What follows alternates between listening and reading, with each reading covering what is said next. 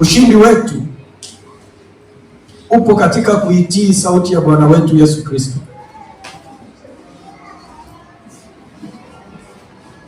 Haleluya. Ushindi wetu upo katika kuitii sauti ya Bwana wetu Yesu Kristo. Bwana asifiwe. Ukichunguza Biblia tokea mwanzo, Mungu alipokuwa anamuumba mtu, mwanadamu wa kwanza kabisa Adamu, na wa pili mama yetu Hawa,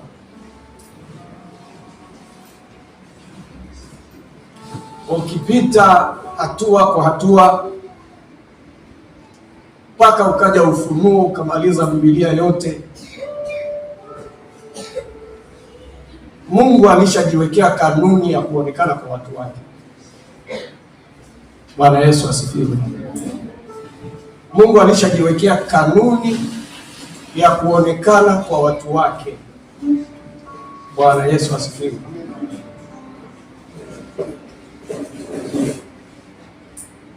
Na kanuni hiyo ni kuisikia sauti yake, ni kutii kile anachotuagiza.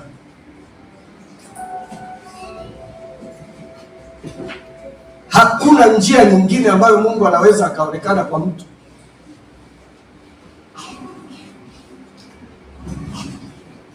kama huyu mtu amtii huyu. Bwana asifiwe. Na ukiona Mungu anaonekana kwako na humtii,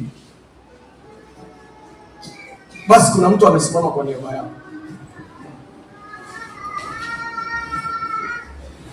Bwana Yesu asifiwe.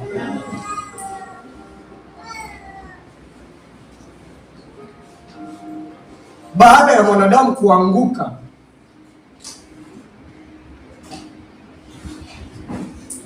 na Yesu Kristo kuja, sisi leo tumemwamini Yesu na tunamfuata Yesu kwa sababu Yesu alisimama kwa niaba yetu. Pale ambako tulikuwa hatuna namna ya sisi kumrudia Mungu, mlango umefungwa, Yesu alisimama kufungua mlango. Bwana Yesu asifiwe. Ndio maana nimekwambia, ukiona kama umefika mahali unamuona Mungu na maisha yako hayamsikilizi Mungu, basi kumbuka kuna mahali, kuna mtu anasimama kwa niaba yako.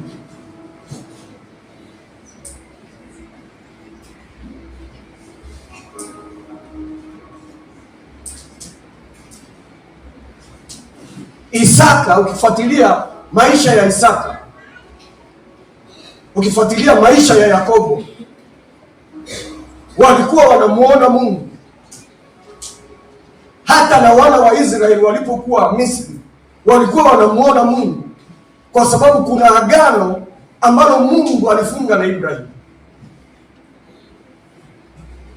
Kwa wale watu walikuwa wanamuona Mungu, sio kwa sababu walikuwa wanashika maagizo yake, lakini kuna sababu ilikuwa inamfanya Mungu anawafuatilia. Bwana Yesu asifiwe. Amen. Ni kwa nini? Ni kwa sababu Ibrahim alitunza maagizo ya Bwana, alisimama katika maagizo ya Bwana. Wana wa Israeli wakamwona Mungu. Bwana Yesu asifiwe. Amen. Lakini maisha ya kumwona Mungu kwa niaba ya mwingine hayampi mtu kusimama vizuri sana. Bwana Yesu asifiwe. Maisha ambayo Mungu anayafurahia kwenye maisha ya mtu ni ya huyu mtu amjue, amfuate, amtii kwa hiari yake. Bwana Yesu asifiwe. Hayo ndio maisha ambayo Mungu anayafurahia, na anasema nimempata mtu duniani. Bwana asifiwe.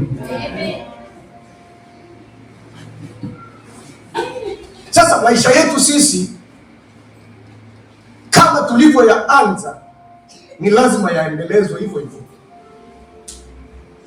Haya maisha tulionayo ndani ya Kristo Yesu, kama tulivyoyaanza ni lazima yaendelezwe hivyo hivyo.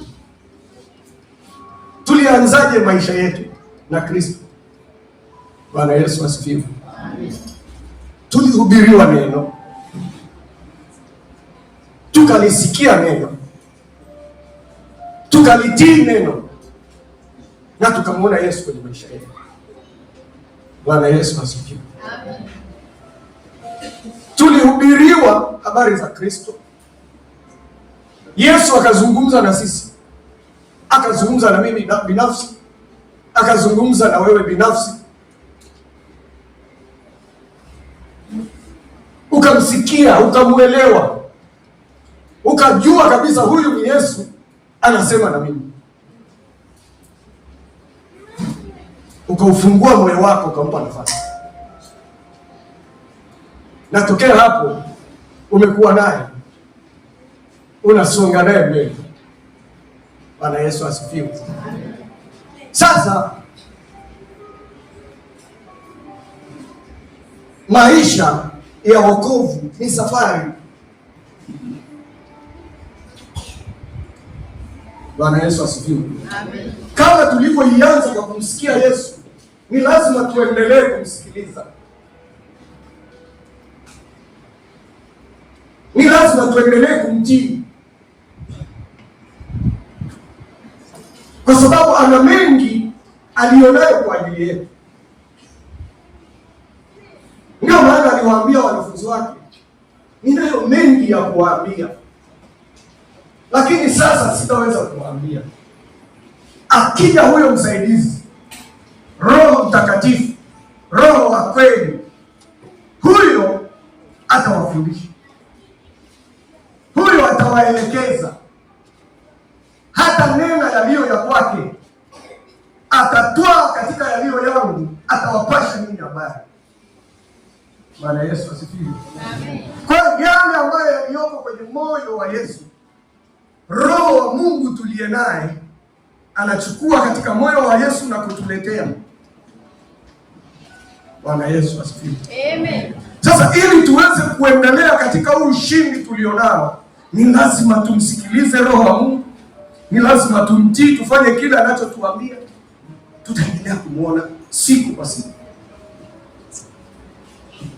tutaendelea kumfurahia siku kwa siku. Bwana asifiwe. Amen.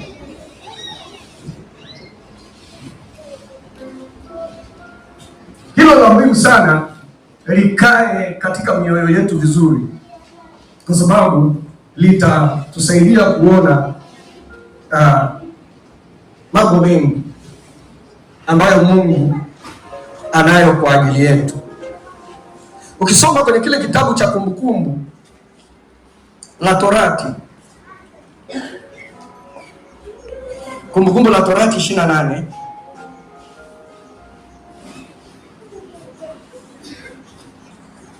ule mstari wa kwanza na wa pili,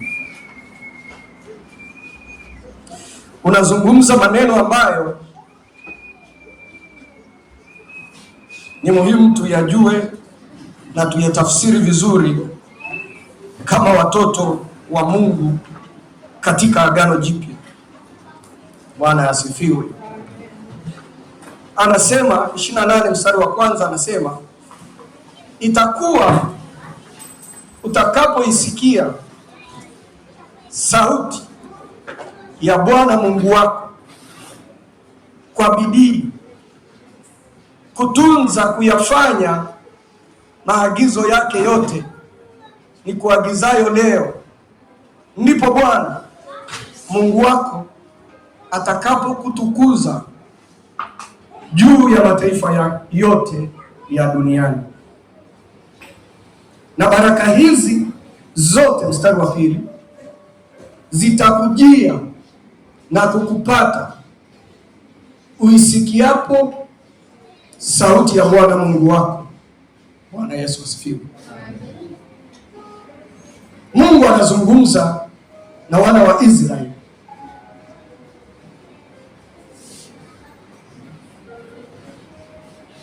baada ya kuwatoa katika nchi ya Misri. Anawaonesha ni namna gani watamuona. Yupo katikati yao, anatembea nao hatua kwa hatua, lakini anawapa kanuni na utaratibu wa kila mmoja kumuona kwenye maisha yake. Bwana Yesu asifiwe. Kwamba lazima muwe makini kuisikiliza sauti yangu.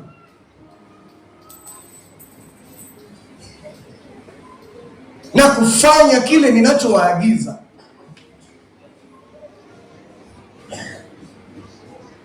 Alafu anaweka matokeo ya wao wakifanya hivyo. Bwana Yesu asifiwe.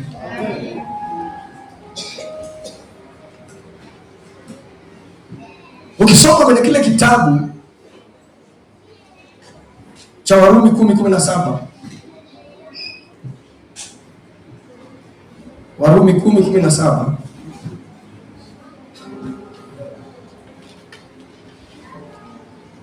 Biblia inasema, basi imani chanzo chake ni kusikia, na kusikia huja kwa neno la Kristo. Bwana Yesu asifiwe. Anasema imani chanzo chake ni kusikia. Bwana Yesu asifiwe. Ukisoma, ukiangalia hapo maandishi haya yalivyo, hii ni sentence iliyojikamilisha, ina nukta na ina koma, kuonyesha kwamba sentence hii imejikamilisha, ila anafafanua zaidi juu ya kujikamilisha kwa sentence hii mbele yake. Kwa hiyo imani yoyote chanzo chake ni kusikia. Alafu anazungumza huku, anaposema kusikia, anasema kusikia huku ninapokuzungumza, ambako kunatupa imani katika Kristo, ni kwa kusikia neno la Kristo. Bwana Yesu asifiwe. Kwa hiyo kama tunataka kumtembea na Mungu katika maisha yetu, katika imani, lazima imani yetu iwe na msingi katika kulisikia neno la Kristo.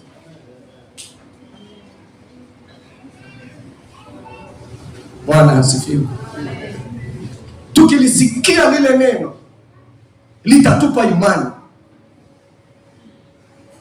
Kwa hiyo neno la Kristo linaongea, au kwa upana zaidi, neno lolote linaongea. Neno lolote lina sauti.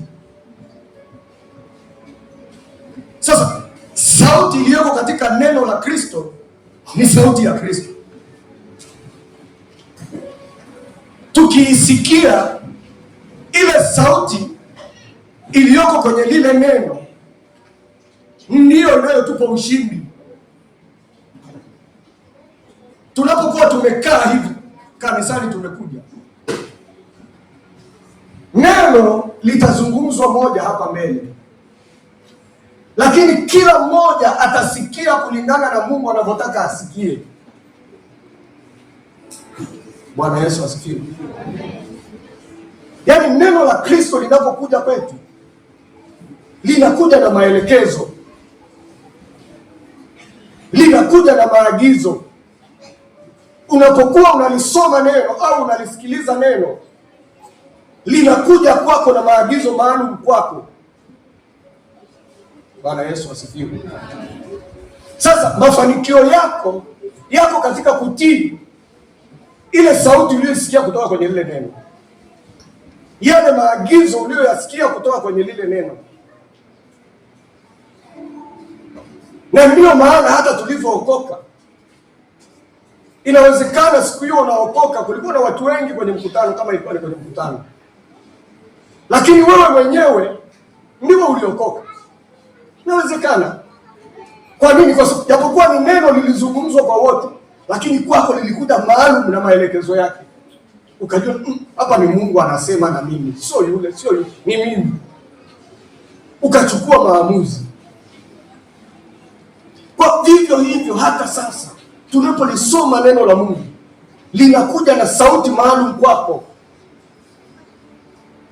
Sasa mahali ambapo tunatakiwa tuwe makini ni kujifunza kusikia, hivi Mungu anasema na nini mimi? Sio sisi. Sawa, kuna wakati Mungu atasema na sisi kama kanisa la mahali, ametuweka pamoja kwa kusudi lake la pamoja. Kuna kitu atakileta kwa pamoja, na tukikifanya kwa pamoja tuna baraka yake ya pamoja. Lakini kuna kingine atakileta kwako, hata kileta kwa mwingine, atakileta kwako. Sasa ni lazima wewe uweze kusikia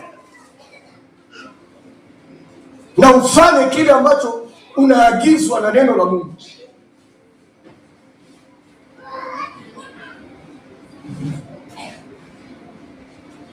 Na ndio maana masuala ya kumfuata Mungu sio ya kigrupu.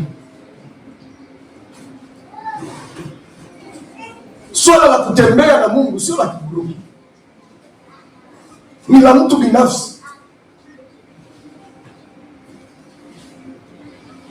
Umemsikia Mungu anakuagiza nini wewe? Na hata siku ya mwisho utakaposimama mbele za Mungu, hatutasimama kama wana victory. Tunaweza tukaulizwa kama wana victory, lakini kuna kuulizwa kama wewe, nilikuambia hivi, nilikuagiza hivi, nilikuagiza hivi, nilikuagiza hivi, ulifanya nini? Bwana asifiwe. Kwa ni muhimu sana tujue maisha yetu ndani ya Kristo yanavyoenda, na kila mmoja wetu aweke bidii kumtii Mungu wake. Huyu ni Mungu wetu, lakini ni Mungu wako, ni Mungu wangu. Kuna wakati wa kumbinafsisha Mungu. Bwana asifiwe. Na ukitaka kutembea na Mungu vizuri, jifunze kumbinafsisha Mungu. Haleluya.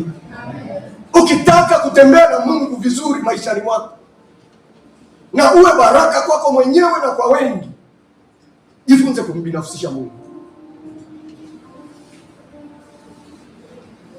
Bwana asifiwe. Kwa sababu itakuwa ni rahisi sana wewe kutembea naye, lakini ukitembea na Mungu kigrupu utakwama.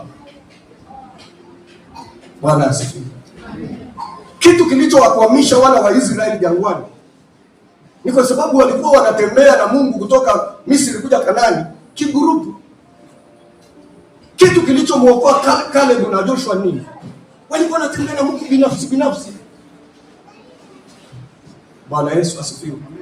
Na ndio maana wakina Caleb na Joshua walipoenda wale wapelelezi 12 kwenda kuipeleleza ile nchi ya ahadi, wenzao 10 wakaja na ripoti. Biblia inasema ripoti mbaya,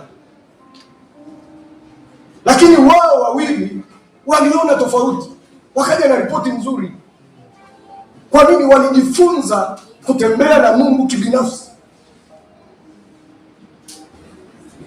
Kitu kilichowafanya wana wa Israeli wafike mahali jangwani watengeneze ndama wa muabudu ni kwa sababu Musa amechelewa kutoka mlimani. Nasema huyu Musa bwana, hatujui nini kimempata huko, labda ameshakufa.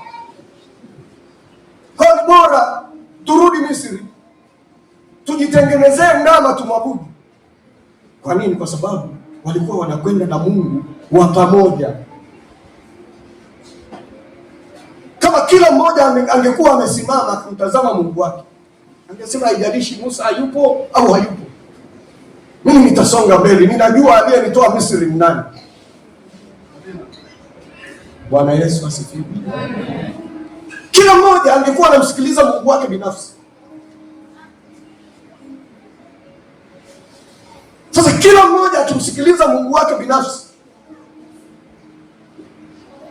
alafu tukaja pamoja, mambo yatakuwa ya ajabu sana, kwa sababu haiwezekani kila mmoja wetu akamsikiliza Mungu kwa kadri anavyosema naye, alafu tukaja pamoja tukawa na migawanyiko. Haiwezekani. Ukiona tuna migawanyiko, kuna mmoja au wawili au vipi ambao hawajamsikiliza Mungu kisawasawa. Bwana Yesu asifiwe. Ndio maana Paulo alipokuwa anazungumza na kanisa la Korinto, aliliona limefika mahali linachanganyikiwa, kwa sababu karama zilikuwa zinafanya kazi ndani yao kama Mungu apendavyo. Roho Mtakatifu anahudumu kwa yule hivi, anahudumu kwa yule hivi, anahudumu kwa yule hivi. Sasa hawakuelewa, wakafika mahali wakaona kama sio, labda mbona huyo anahudumu hivi na mimi na hivi.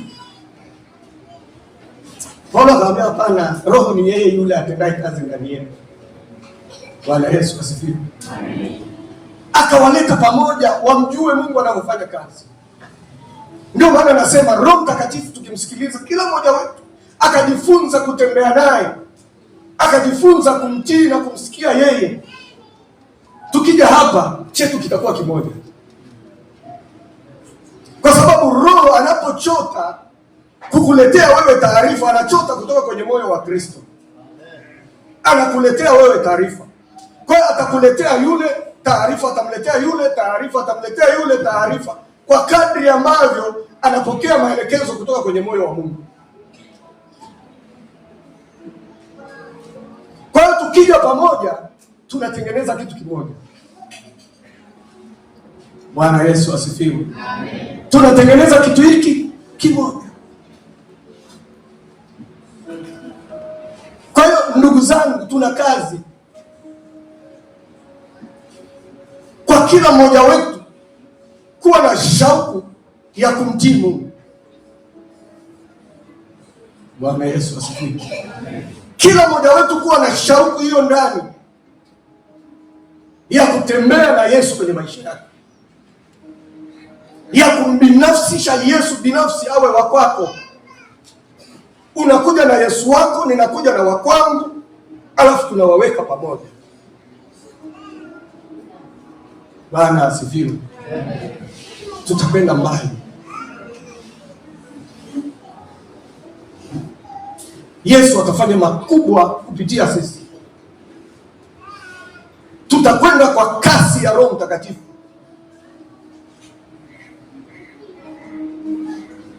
Hakuna atakaye legea. Kwa nini? Kwa sababu wote tumemsikia yeye aliyetuita. Amen. Bwana Yesu asifiwe. Kwa anaposema basi imani chanzo chake ni kusikia,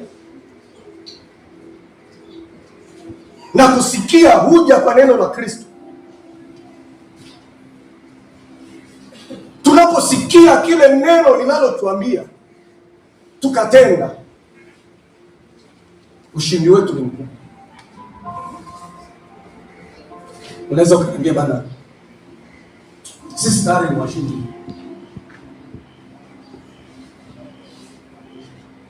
Tumeketi pamoja na Kristo juu sana kuliko kila kitu. Ni kweli kabisa, ni kweli, wala haina swali, wala hatuhitaji kujiuliza kuhusu ile. Lakini pale tulipoketi kuna maagizo tunapewa kila zinapoitwa sasa. Kwa kuona ule ushindi wetu tulioketi nao pale, ilitakuwa tutii kile tunachoagizwa kutokea pale. Bwana Yesu asifiwe. Amen. Ndio maana nimesema ushindi wetu upo katika kuitii sauti ya Bwana wetu Yesu Kristo. Tumeketi pamoja na Kristo mkono wa kuume wa Mungu Baba. Tumeketi naye, tuko pale. Kwa ni jukumu la kila mmoja wetu kuhakikisha kwamba anamsikiliza Bwana wake, anamtii Bwana wake, anafuata ambacho Bwana wake anamwagiza.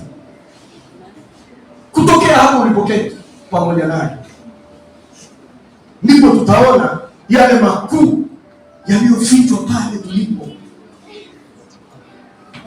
Bwana Yesu asifiwe. Amen. Bwana Yesu asifiwe. Amen.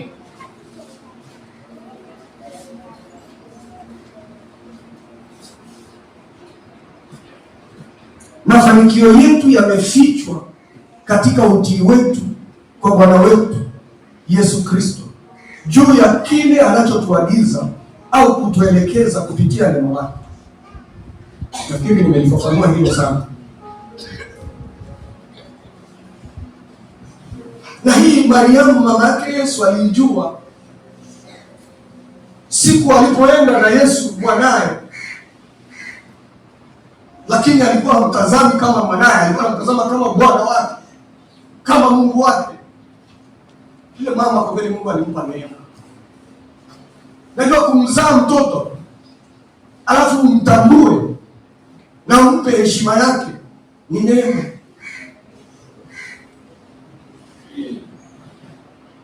Alimstadi mwanaye kwa msaada wa Mungu, akamwelewa, akajua huyu sio wa kawaida.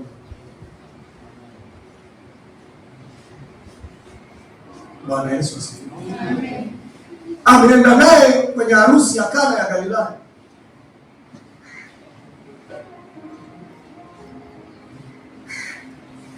Alafu pale watu wanaendelea na sherehe, kinywaji kikawapungukia.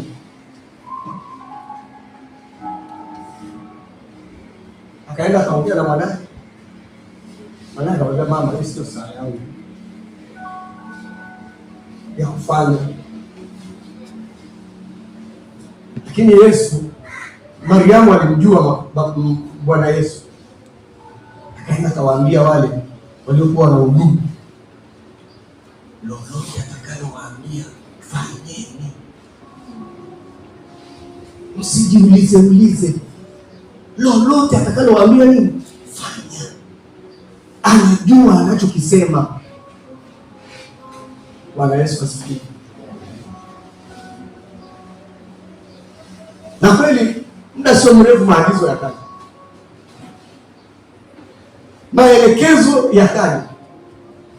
Kazi ilikuwa kwa kutii maagizo au maelekezo yaliyopewa. Chota maji, jaza magalasi. Sasa hiyo ilikuwa sio ngumu sana. Kuchota maji, kujaza magalasi ni rahisi. Kazi ilikuwa kwenye mstari ulikuwa unafuata. Sasa agizo la pili, choteni, wapelekeni watu. Hapo ndio kulikuwa mtihani. Lakini wameshaambiwa mapema, chochote atakachowaambia bana, nyie fanyeni.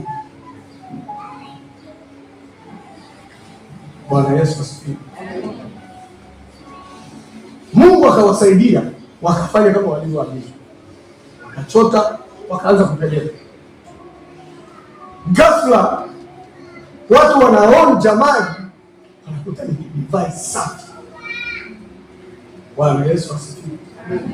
Kwa muujiza wa hao watu, ushindi wa kushinda mazingira waliokuwa nao kipindi kile ulitokana na utii wao.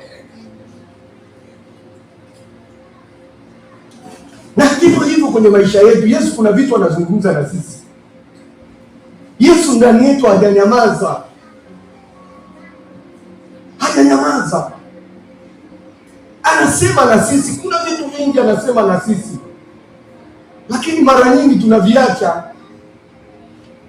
Hatuko makini kusikiliza na kufanya.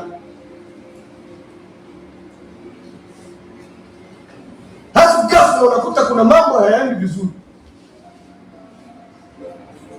utamsingizia shetani. Lakini shetani naye wananionea tu Mungu. Basi mimi nimefanya nini? Si ulimwambia? Kama angefanya, kwani angekutana na alichokutana nacho? Mengine kweli Mungu ananionea.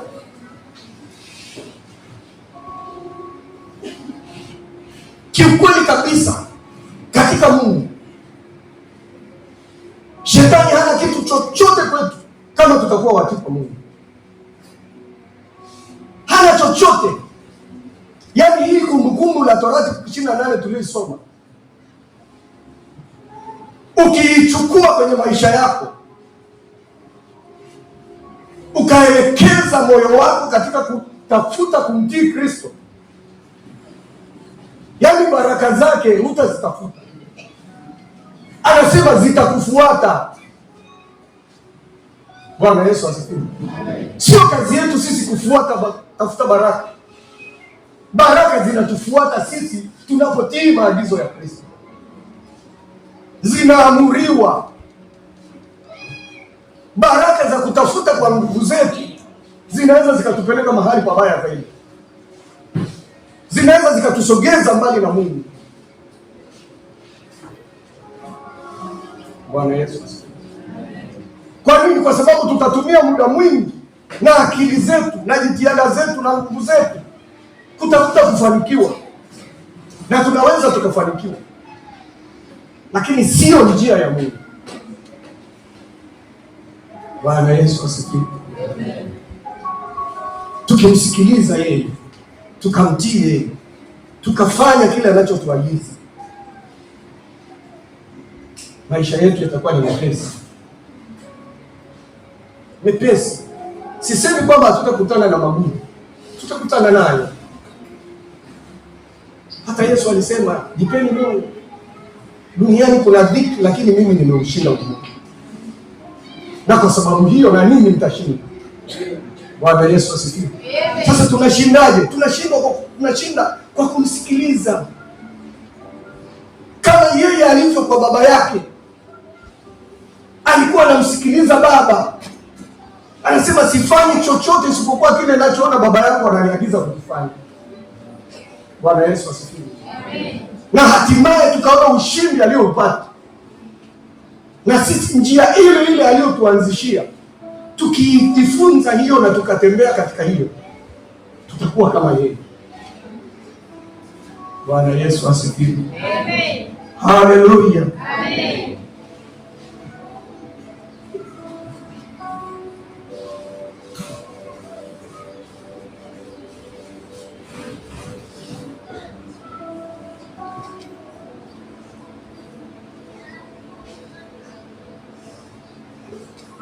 Na hii imetuletea changamoto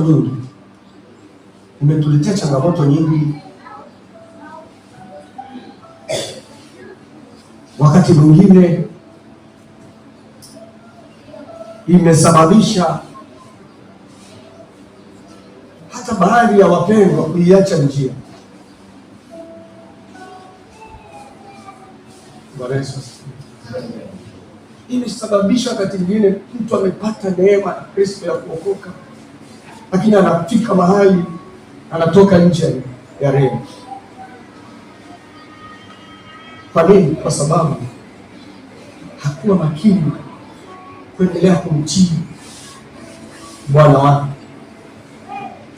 kuendelea kumsikiliza, kumheshimu, kumpenda Bwana wake. Imegharimu wakati mwingine watu kuipoteza neema. Bwana Yesu asifiwe. Amen. Ukisoma kwenye kile kitabu cha Mathayo,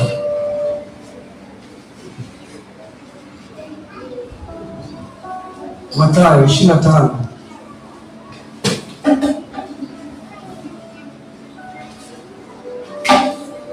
Mathayo 25 kuanzia ule mstari wa kwanza.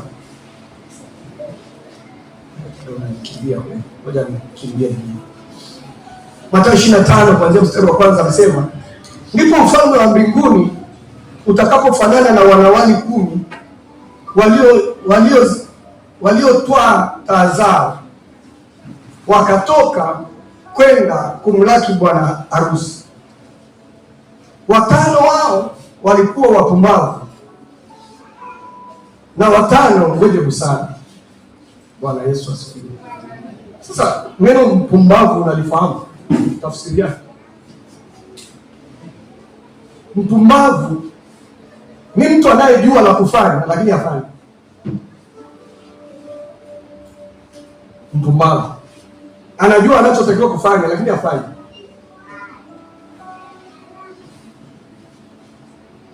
Mjinga ni rahisi sana kumsaidia mjinga kuliko kumsaidia mpumbavu. Kwa hiyo Yesu wakati mwingine alipokuwa anasema mpumbavu, sio kwamba anatukana, anaeleza hali ya moyo wa mtu. Bwana Yesu asifiwe. Mjinga hajui cha kufanya, lakini ukimwelekeza anaweza kufanya. Kwa hiyo anasema kuna wanawali 5 wapumbavu na 5 wenye busara.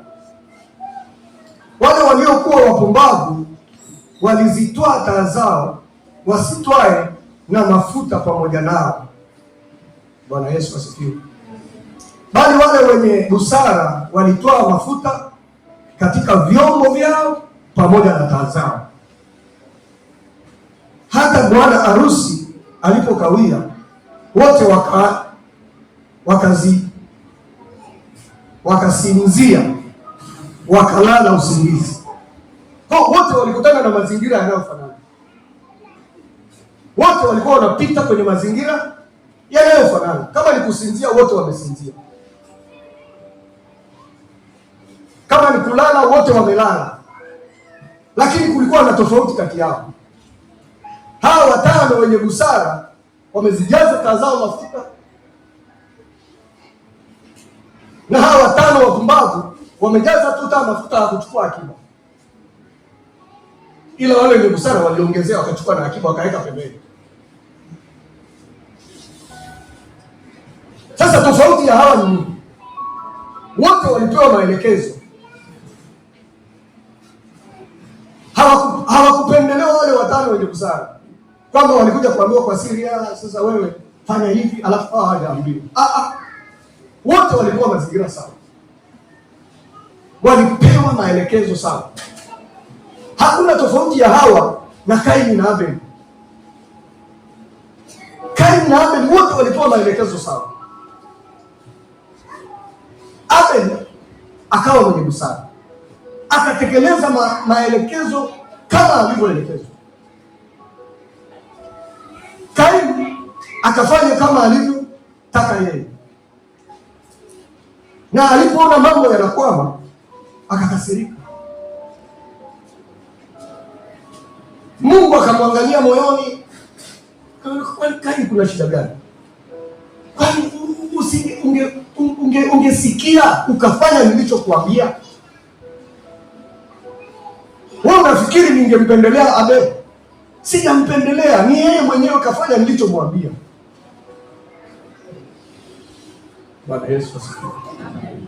Kwa hao 5 wapumbavu walipewa maelekezo, lakini wakaamua kufanya walichojisikia.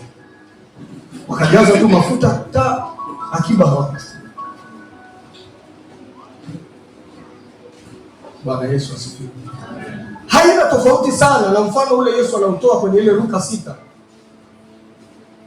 Ukisoma Luka 6:46 pale mpaka 49, Yesu Kristo anazungumzia kwa habari za watu wawili waliojenga nyumba zao.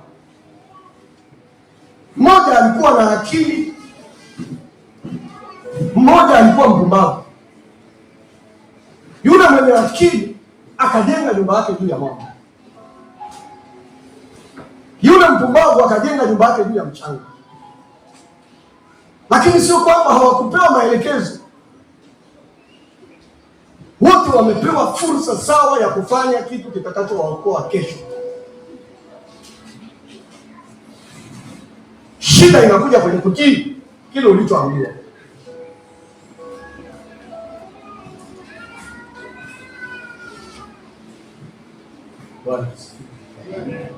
Kwa hao 5 wapumbavu walijikuta wanafungiwa nje, sio kwa sababu bwana harusi anataka kuwafungia nje, ila ni wao walijifungia nje.